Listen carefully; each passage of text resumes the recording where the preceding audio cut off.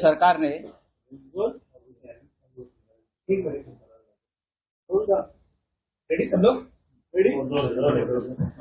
पंजाब और गुजरात के बाद सबसे ज्यादा ड्रग्स महाराष्ट्र में आ रहा है, वाया गुजरात। कल भी संभाजीनगर में लगभग 300 करोड़ का ड्रग्स पकड़ा गया, पैठण में। नाशिक, कोल्हापुर, मुंबई, पुणे, नागपुर, ये सब जगह पे ड्रग्स का हब्स बन गया है महाराष्ट्र में। क्या उसके लिए जिम्मेदार कौन है? महाविकास आघाड़ी, शिवसेना, कौन? सरकार किसकी है? हजारों करोड़ का ड्रग्स गुजरात से महाराष्ट्र में कैसे आता है? उनका किसके प्रोटेक्शन में आ रहा है? पुलिस किसका है? गृह मंत्रालय किसका है? एनसीबी किसका है? Narcotics control bureau. ये आधा ग्राम पकड़कर ये लोग बहुत बड़ा इशू बना देते हैं ना, ये आर्यन खान, वो खान। लेकिन आपके होते हुए देवेंद्र फडणवीस जी 500 करोड़ का ड्रग्स यहाँ पकड़ा जाता है। जो पकड़ा जाता है वो पकड़ा गया, जो नहीं पकड़ा गया है वो बच्चों के पास कॉलेज में, स्कूल में, घर घर में पहुंच गया है। आप उस बारे में क्या बोले? तो सबसे पहले महाराष्ट्र में ये ड्रग्स के रावण का अंत करना पड़ेगा। पंजाब उड़ता पंजाब हो गया, गुजरात में उड़ता गुजरात हो गया। अब क्या महाराष्ट्र को खत्म करना चाहते हो? अब महाराष्ट्र को केन्या और नाइजीरिया की तरफ लेके जाना चाहते हो? सबसे बड़ा ड्रग्स व्यापार का हब बनाना चाहते हो? यहां से बड़े बड़े उद्योग गुजरात में लेके गए, और वहां से क्या आ रहा है? तो ड्रग्स। ये क्या सोची सब्जी एक रणनीति है कि महाराष्ट्र को खत्म कर दो इस तरह से? तो जरूर हम ये कहेंगे कि आज ड्रग्स का रावण महाराष्ट्र से खत्म करना चाहिए, और खत्म कर देंगे हम लोग। जो होना है वो देख लेंगे। पंचवटी आणि पैठण या ठिकाणी तीर्थस्थळावर ड्रग्स मिळत आहे मोठ्या प्रमाणात। असं आहे की श्रीयुत देवेंद्र फडणवीस यांना जो कंठ फुटलेला आहे सध्या, ती फार जबाबदारीनं बोलतोय। हल्ली गरब्याला वगैरे फार फिरत असतात, ते पाहिलं मी। एका गरब्यात गेले आणि त्यांनी गर्जना केली, क्या देश का बच्चा बच्चा श्रीराम बोलेगा। मग कधी बोलत नव्हता बच्चा बच्चा श्रीराम। मग जो बच्चा बच्चा श्रीराम बोलतोय त्याच्यापर्यंत ड्रग्स जे पोचलं जात आहे त्या रावणांकडून, त्याचा बंदोबस्त करा। पंचवटी रामाचंच ना, त्या पंचवटीमध्ये सगळ्यात जास्त ड्रग्सचा व्यापार सुरू आहे नाशिकमध्ये। हे आमच्या देवेंद्रजींना माहित आहे का? पैठण तीर्थक्षेत्र आहे, 250-300 कोटीचं ड्रग्स काल तिथे सापडलं।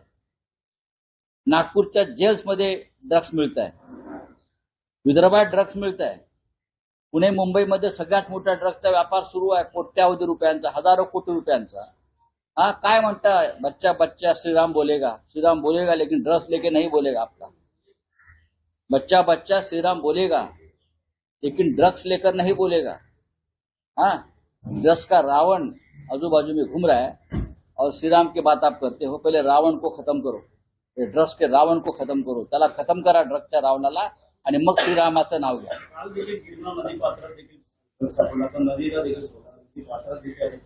अहो, हा संपूर्ण महाराष्ट्र ड्रग्सनं खतम झालेला आहे, खोकला झालेला आहे, आणि त्या ड्रग्सचे हप्ते या राज्यकर्त्यांपर्यंत जात आहेत। ड्रग्स माफियांना सोडवण्यासाठी राजकीय यंत्रणा वापरली जाते, तुरुंगातून आणि तुरुंगात असलेल्या ड्रग्स माफियांना पळून लावलं जात आहे। काय सांगतात देवेंद्र फडणवीस? जय श्रीरामच्या घोषणा द्या म्हणून।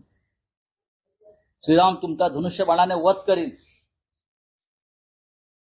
अहंकाराचा नाश आहे।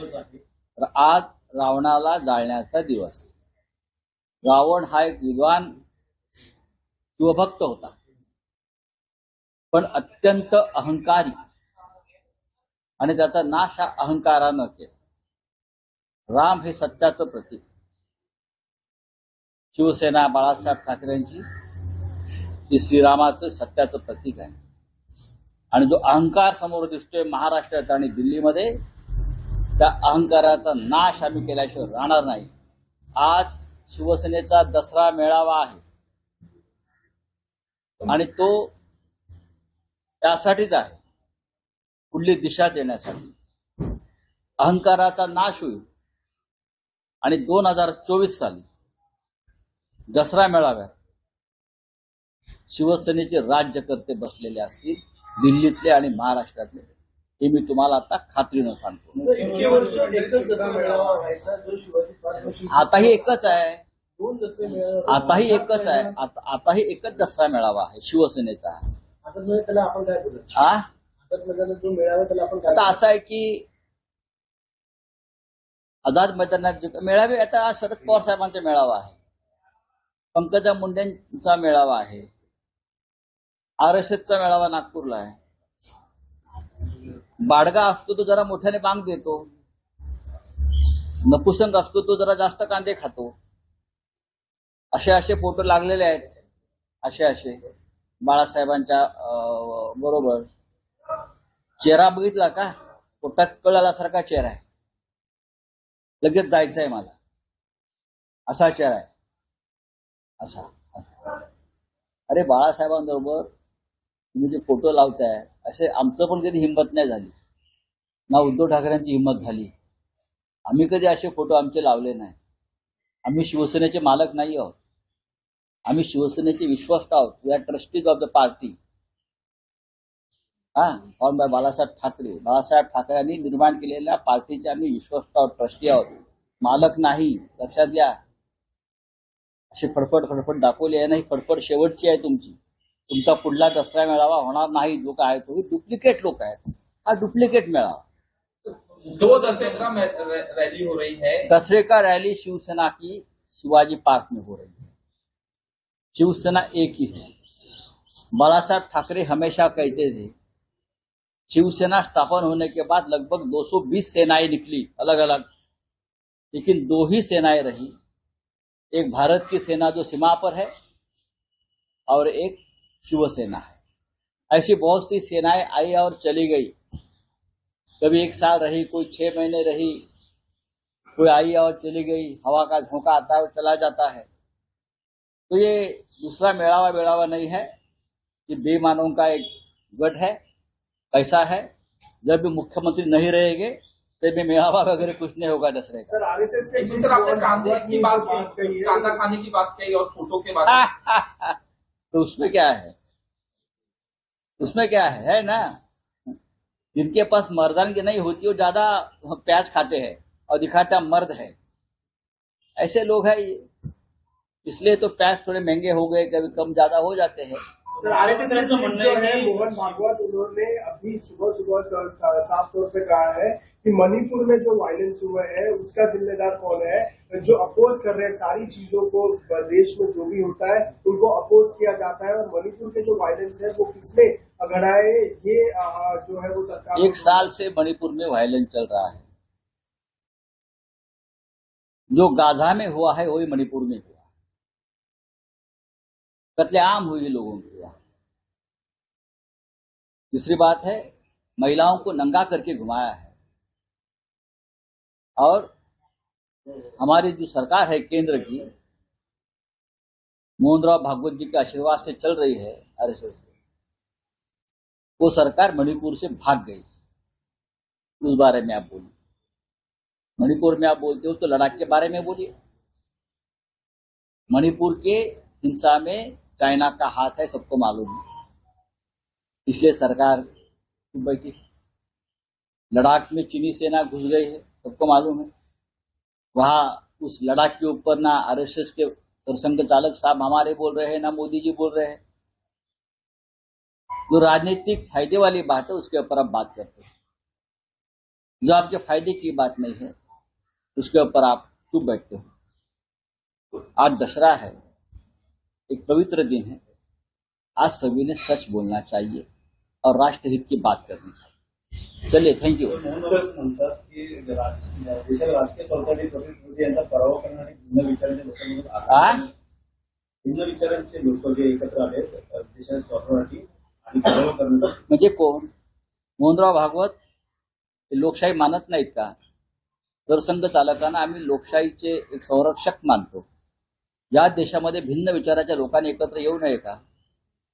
मोहनराव भागवत यांना सांगू इच्छितो की बाळासाहेब देवरस सरसंघचालक हे तुरुंगात होते आणीबाणीच्या काळामध्ये, आणि तेव्हाही भिन्न विचाराचे लोक एकत्र आले.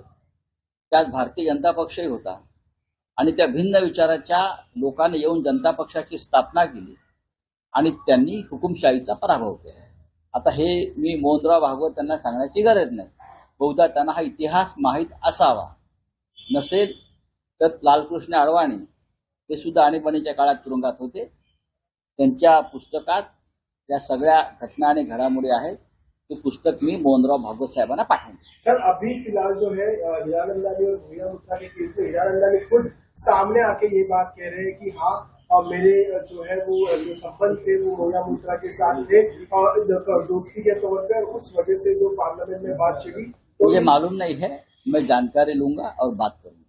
सर हिंदी में जानना चाहूंगा, जिस तरह से अभी आपने मराठी में कहा मोहन भागवत जी के बारे में, इन विचारों के लिए क्या है कि राजनीतिक स्वार्थों के कारण इस तरह से, अगर मोहनराव भागवत जी इंडिया की बात कर रहे हैं तो उनकी बात राष्ट्रहित की नहीं है.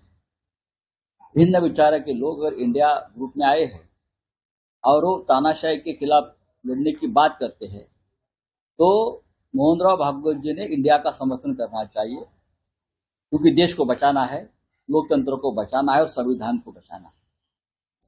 अगर भिन्न विचारों की बात मोहनराव भागवत जी कर रहे हैं, सरसंघ चालक कर रहे हैं, तो उनको पता होना चाहिए जब जब देश के लोकतंत्र पर आघात हुआ है, हमला हुआ है, तो भिन्न विचारों के लोग देश हित के लिए एक साथ आकर एक जंग छेड़कर देश को उन्हें बचाया है.